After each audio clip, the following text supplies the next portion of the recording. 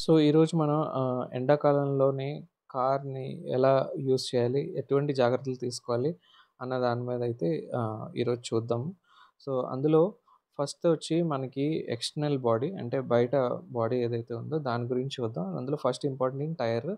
So, tyre మీకు different ah, కార్స్‌కి different PSA అనేది ఉంటది టైర్స్. అంటే 33 అని, 35 అని అట్లా ఉంటది. సో, జనరల్‌గా ఎండాకాలంలో ఏం జరుగుతదంటే టైర్ ఆహ్, ఎక్కువ వేడి వల్ల టైర్ ప్రెషర్ అనేది పెరిగిపోతది టైర్‌లో. సో, దానివల్ల ఏంటంటే ప్రాబ్లమ్ అవుతది. సో, నైట్రోజన్ గనుక మీరు కొట్టించుకున్నట్లయితే చాలా వరకు మీకు టెంపరేచర్ అనేది టైర్‌లో కంట్రోల్ అవుతది. సో, ఇది టైర్‌కి చాలా ఇంపార్టెంట్. సో, వీలైనంత వరకు నైట్రోజన్ కొట్టించుకోవడానికి చూడండి. అది కూడా ప్రెషర్ అనేది 33, 35 మీ వెహికల్ బట్టి చూజ్ చేసుకోండి. తర్వాత ఎక్స్టర్నల్ బాడీకొచ్చేసరికి మీకు జనరల్‌గా వీలైనంత వరకు ఎక్కడైనా షేడ్ గాని, చెట్లు ఉన్న ప్రాంతంలో మీరు కారైతే పార్క్ చేసుకోవడానికి ట్రై చేయండి. ఆహ్, సో, మీకు ఎక్కువ వేడవ్వకుండా ఉంటది. ఎస్పెషల్లీ డార్క్ కలర్ ఉన్న వెహికల్స్. అండ్ మీరు దగ్గరికి చూసినట్లయితే గ్లాస్ ఏరియా ఏదైతే ఉందో జనరల్‌గా గ్లాస్ ఏరియా వల్ల హీట్ అయితే అవుతుంది వెహికల్. సో, దీనికి మనకి ఫిల్మ్స్ అయితే ఉంటది. సో, ప్రెజెంట్ నేనైతే ఫిల్మ్ ఏయించలేదు గ్లాస్‌కి. సో, ఆహ్, ఫిల్మ్ అనేది మీరు బయట జనరల్‌గా ఏయించుకోవచ్చు. 3ఎం అని ఇట్లా వేరే బ్రాండ్స్ ఉంటాయి. సో, ఫిల్మింగ్ వల్ల ఏంటంటే కొంచెం టెంపరేచర్ కంట్రోల్ అవుద్ది. కానీ హైదరాబాద్‌లో 2, 3 మంత్సే కాబట్టి నేను ఫిల్మ్ ఏయించలేదు. ఆహ్, ఆహ్, దాన్ అది కాకుండా వేరే ఆప్షన్ ఏంటంటే మీకు సన్ షేడ్స్ అనేది ఉంటది. Magnetic sun shades. సో, ఆన్‌లైన్‌లో మీరు కొనుక్కోవచ్చు. అమెజాన్, ఫ్లిప్‌కార్ట్‌లోని. సో, మ్యాగ్నెటిక్ సన్ షేడ్స్ మీకు ఎప్పుడైతే సమ్మర్ ఉంటదో ఆ టైంలో పెట్టుకొని మిగిలిన టైంలో తీసి మనం బ్యాక్‌ని పెట్టుకోవచ్చు డిక్కీలోని. సో, అది ఒకటి sun shades related. Next thing ఎక్కువ వేడి ఉన్నప్పుడు కార్‌ని మనం ఆహ్, కొంచెం సేపు డోర్స్ అన్నీ ఓపెన్ చేసి అయితే పెట్టుకోవాలి. సో, డోర్స్ మీకు ఓపెన్ చేస్తున్నప్పుడు ఏమవుతదంటే వేడి గాలి అనేది బయటికెళ్ళిపోతుంది. సో, కార్‌లోని వేడి గాలి. సో, అన్ని డోర్స్ అయితే ఓపెన్ చేసి పెట్టుకోండి.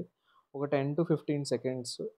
సో, మొత్తం వేడి ఏదైతే ఉందో కార్‌లో సో, ప్రెజెంట్ కార్‌లో ఇంజిన్ అయితే ఆన్ అయ్యి ఉంది. బట్ జనరల్‌గా ఇంజిన్ ఆన్ చేయొద్దు. ఇంజిన్ ఆఫ్‌లో ఉన్నప్పుడు మీ డోర్స్ అన్నీ ఓపెన్ చేయండి. కొన్ని సెకండ్స్ తర్వాత వెంటనే క్లోజ్ చేయండి. దీనివల్ల ఏంటంటే వేడి గాలి ఏదైతే ఉందో కార్‌లోది అది చాలా వరకైతే మీకు బయటికెళ్ళిపోతుంది. సో, తర్వాత మనం కారు లోపల ఆహ్, చూసినట్లయితే ప్రెజెంట్ నేను చెప్పాను కదా! ఇందులో ఏసీ ఆన్ అయ్యి ఉంది. బట్ జనరల్‌గా అయితే ఏసీ ఆన్ చేయొద్దు.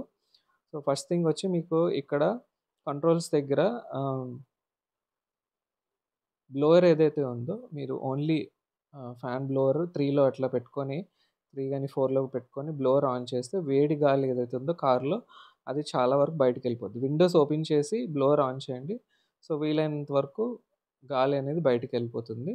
తర్వాత మీరు ఏసీ 1లో పెట్టుకొని ఆహ్, విండోస్ ఫ్రంట్ డ్రైవర్ సీట్ దగ్గర విండో చిన్నది దించుకొని చిన్న గ్యాప్ ఉండేలా చూసుకోండి. అట్లనే బ్యాక్ ఏదైతే ఉందో బ్యాక్ దగ్గర కూడా విండో దగ్గర చిన్నది ఓపెన్ చేసి పెట్టుకున్నట్లయితే వేడి గాలి ఏదైతే ఉందో ఆ వేడి గాలి ఆ పైన ఉన్న ఆ చిన్న గ్యాప్ నుంచి మీకు వేడి గాలి అనేది బయటికెళ్తుంది.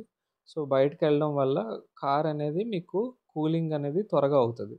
సో, ఇది నేను ఫాలో అయ్యే టెక్నిక్. మీకేదన్నా తెలిస్తే అది కమెంట్ సెక్షన్‌లో పెట్టండి. సో, దీనివల్ల ఏంటంటే మీ కార్ అనేది చాలా త్వరగా కూల్ అవుతుంది. ఓకే. సో, 1లో ఉంచుకోండి ఎక్కువ వద్దు. తర్వాత మెయిన్ విండ్‌షీల్డ్‌కొచ్చేసరికి విండ్‌షీల్డ్ హీట్ ఎక్కుతది. మీరు చూడొచ్చు. నాకైతే డాష్ కెమెరా ఉంది. So, front dash camera especially main విండ్‌షీల్డ్‌లోని హీట్ ఎక్కుతది.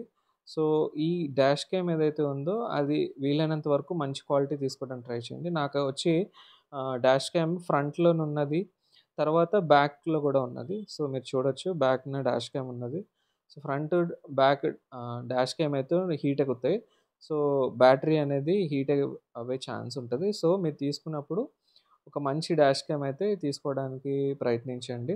సో, సెపరేట్‌గా వీడియో చేయమంటే దాని గురించి సెపరేట్‌గా వీడియో అయితే చేస్తాను. Dash cam related. అది కాకుండా మనం వేరే జాగ్రత్తలు ఏం తీసుకోవాలి అని చూసినట్లయితే అందులో ఇంపార్టెంట్ థింగ్ గ్లాసెస్.